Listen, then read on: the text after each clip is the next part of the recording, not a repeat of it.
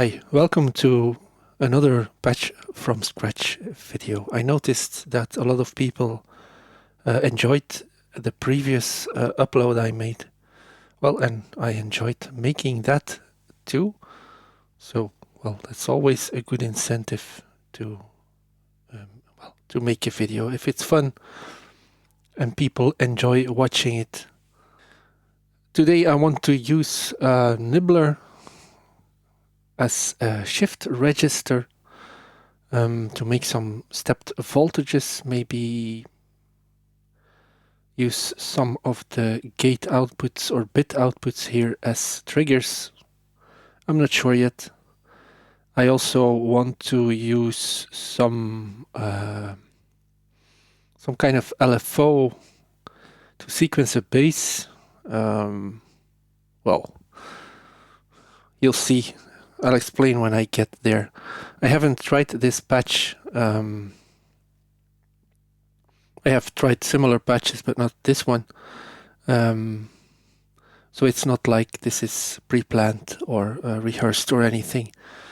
You'll see that a lot of there's always a lot of moments that when I'm not doing a patch from scratch with a mic, there's always moments that I stand here and don't understand what's going on, and then it takes a few minutes until I figure out what's going on.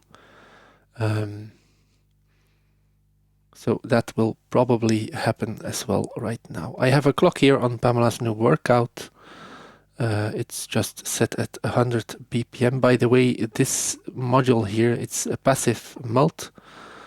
And I'm always running a clock signal in the left side of this mult and a reset signal in the right side of this mult. This makes it easy to just patch up clocks and resets to whatever module I need.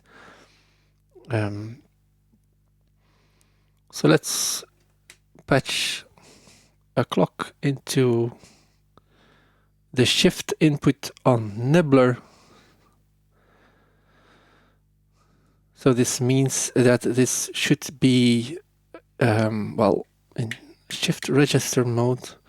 Now there's no information, and I can use bitmix to give me gate. You can see when I just use one of these outputs, these are, pairs. When I switch one of these switches to the top position, the output here, the combined output, gives me a gate. Well, as long as this is not set to XOR. Then you see when I do it both, it doesn't work. And when I set it to AND, they both need to be on. So I just set it to one of the other modes, or for example, then it doesn't matter which one of these two switches I flick up. This will always give me a gate. So I can use this to input data into my shift register. And as you can see, or I hope you saw, from the moment that this LED lights up, it starts shifting up. Now normally when nothing is patched into the shift data input, the last bit is recycled into the input, into the first stage, but because I patched something up here, there is nothing going in, except what I'm sending in here. So that's why when I turn this back down, the shift register is empty again. I can I can connect this to the XOR input instead. And then you can see that indeed the last bit is recycled at the input. And I can keep changing what's inside the shift register by changing the first bit, because when I send something into the XOR input, this is compared to, the recycled bit from the last output here in an XOR fashion, and then, the result will be used as a first bit here. Anyway, I want to use 3-body here as a VCO.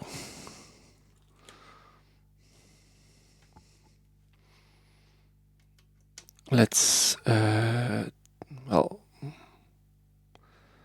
let's use the SVVCF.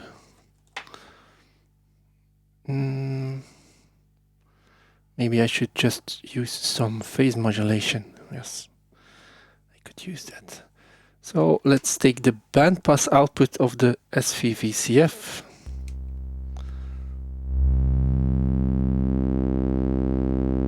So there we have a signal.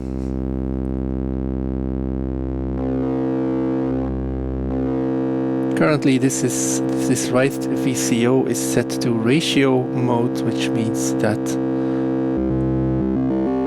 it's a perfect multiple or division of the frequency of the center core here.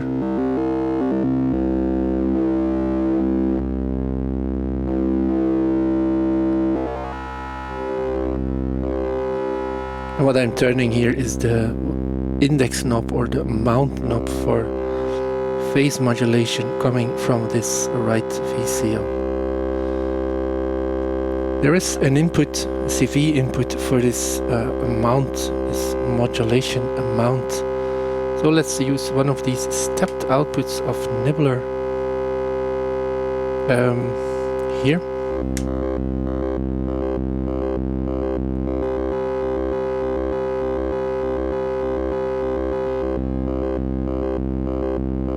And you can see that we can create these loops.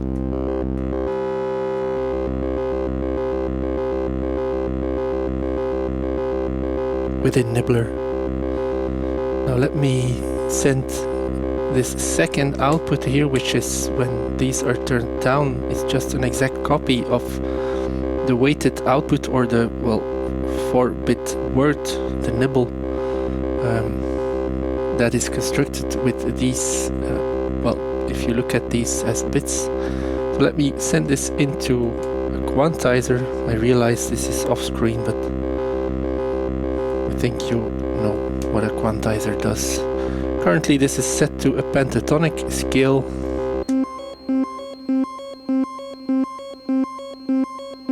And let's hear what sounds this make when I change the loop.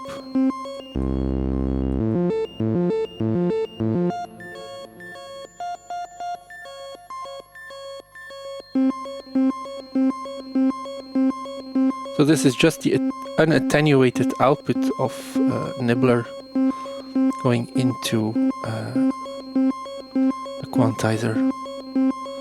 Let's shift this a bit.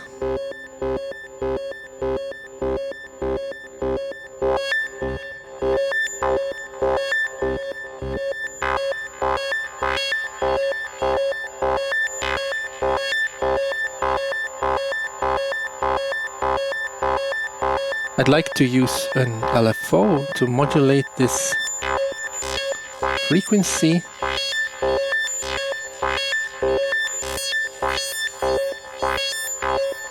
Or maybe I should make another step random.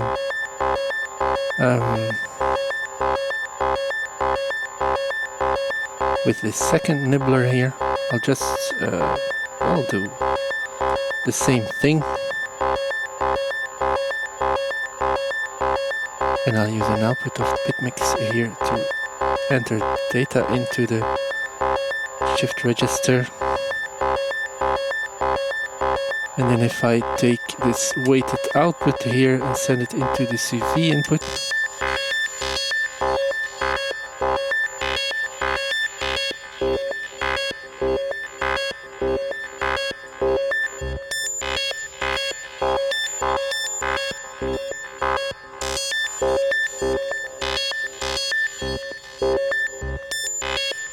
but I want there to be some kind of fluidity, so let's run this stepped signal through a slew limiter. I'll use filter 8. for this.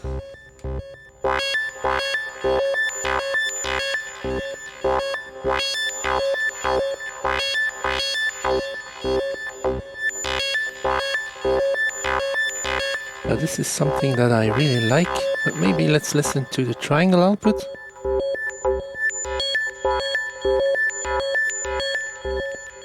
Now that's interesting. I have a stereo delay running on my outboard stuff.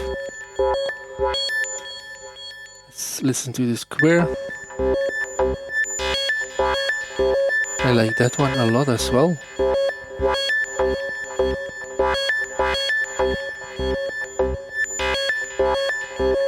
So just with a little bit of slew, you can already hear that this is more interesting, at least when we're talking about the filter modulation.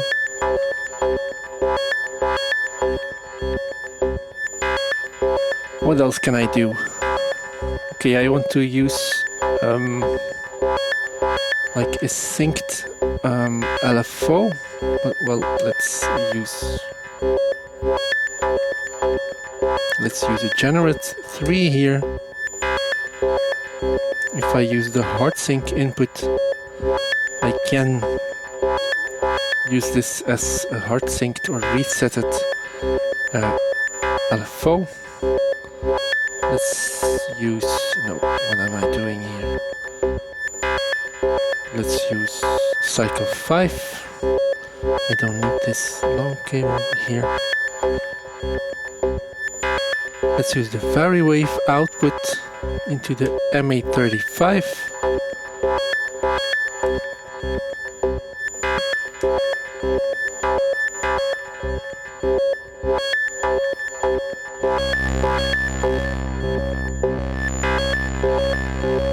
And this is something that I've done before, but it sounded really cool, so I just want to try it again. Let's use a sine wave of 3 body here to modulate the vary wave parameter on cycle 5.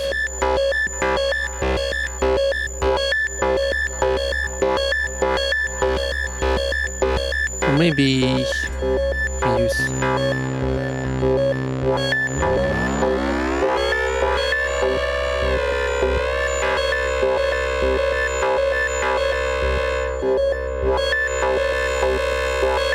maybe it's a little bit too much. Let's use an output of generate 3 here because I can attenuate this.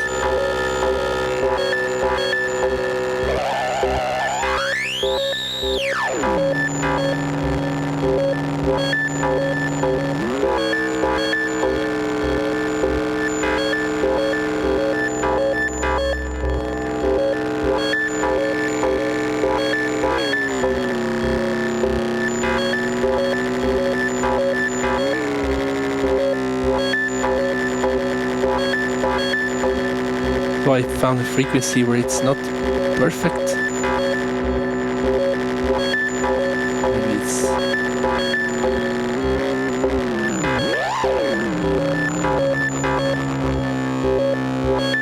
yeah, something like this.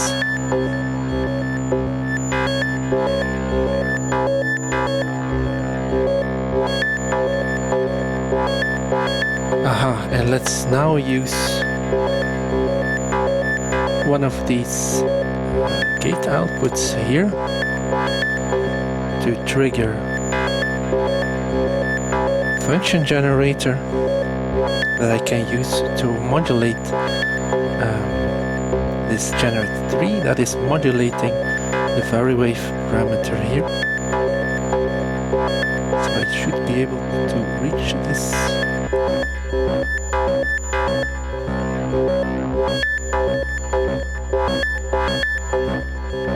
Now that's very repetitive.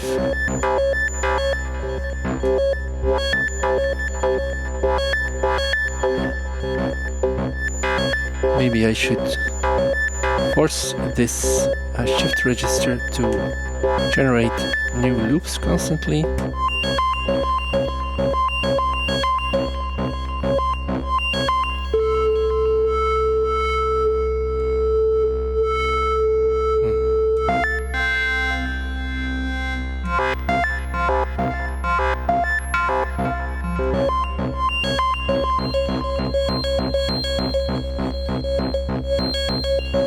mostly I forgot how to do this. Aha, that was how to do that. So if you recycle any other bit than the last one into the XOR input on Nibbler when it's in shift register mode, you get these ever-changing loops. And well, this translates to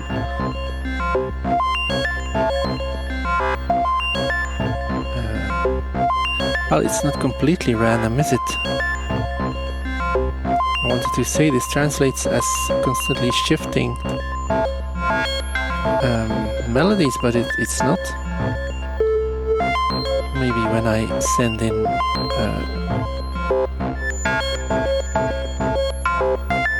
an LFO, or well, a VCO in this case, into the data input, this seems to do the trick to give us different melodies all the time.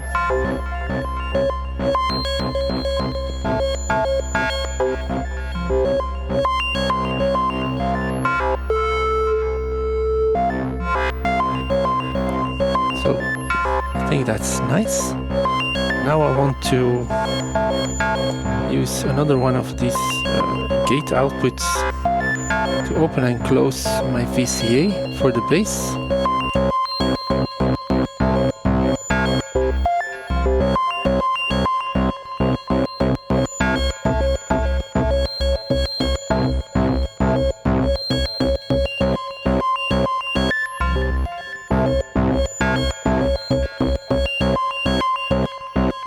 And then what happened to my LFO that I was going to use to change the pitch of my bass? They haven't patched it up yet. So let's use the sine wave of this LFO here. I'm using channel 3 as an LFO. And I'm going to attenuate the sine wave greatly and then just send it into the volt proctive input.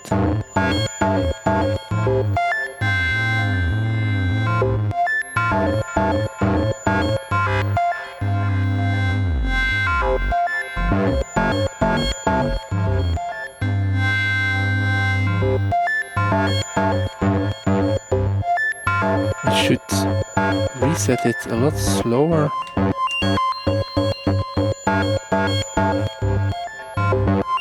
To do this, I'm just using divide by 4 clock. No, I should make it even slower. Let's take a divide by 8.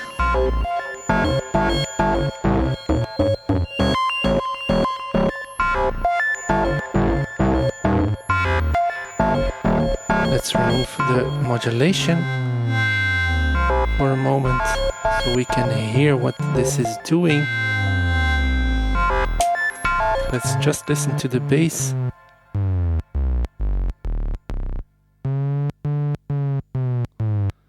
I'll reconnect the modulation.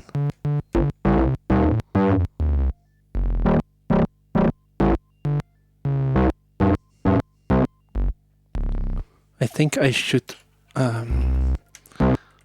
sequence this modulator as well.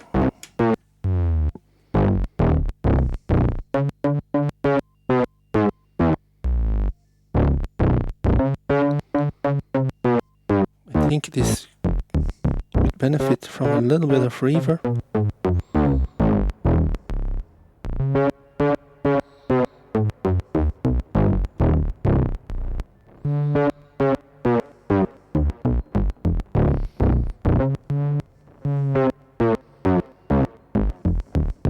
Let's bring back the melody.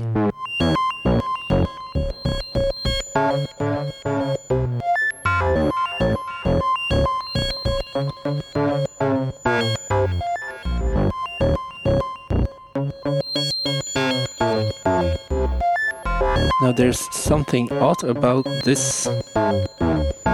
That's that we're only hearing the high frequencies on the melody.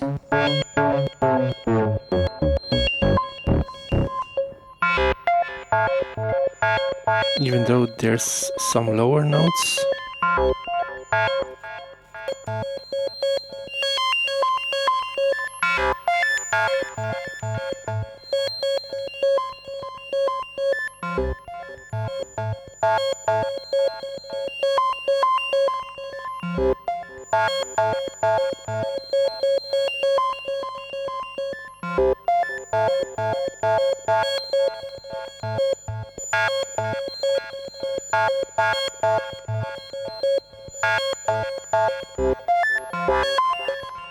Okay, let's bring back the bass.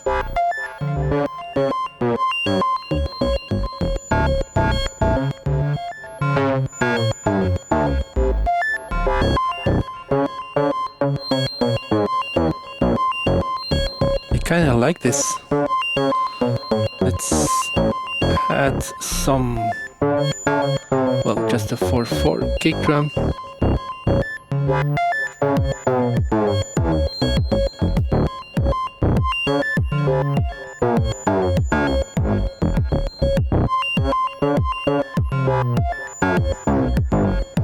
I think this is really nice. Let's add this snare here. These are always running at these rates. I have them saved in Pamela's new workout as a preset. So when I just need a quick snare and a drum or a kick drum, I can just patch it up. And well, there's a lot of times where I just end up not changing anything. I should probably be a little bit less lazy with my drums. I don't really have a decent drum sequencer. So, and a little bit hi-hat, a little bit of hi-hat as well.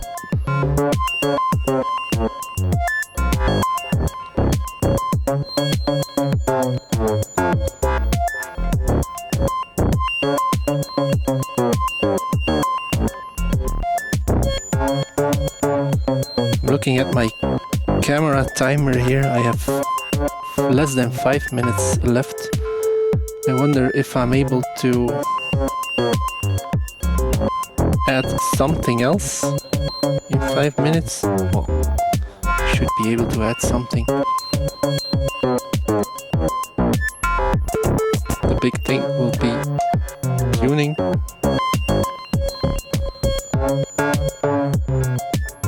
Let's take the fundamental output of Odessa. No, that's not doing anything. Maybe here. That sounds like it could still be in tune. Let's just add a simple arp. I should set this to, I think,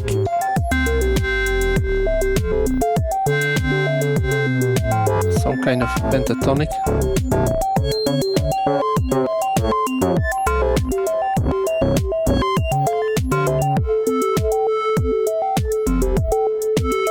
Okay, but I want at least some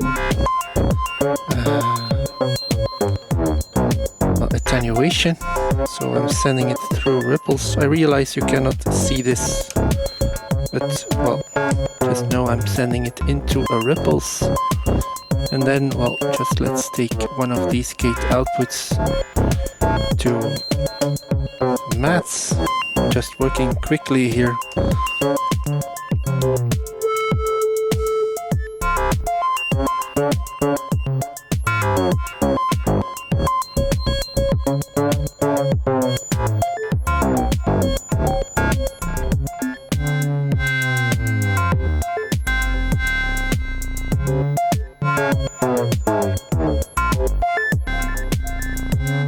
Take even output.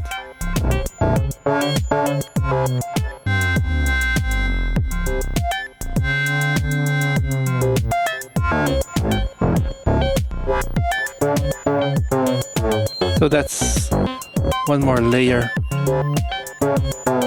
for this patch. I'll just let this play for a minute. Thank you very much for watching. Bye.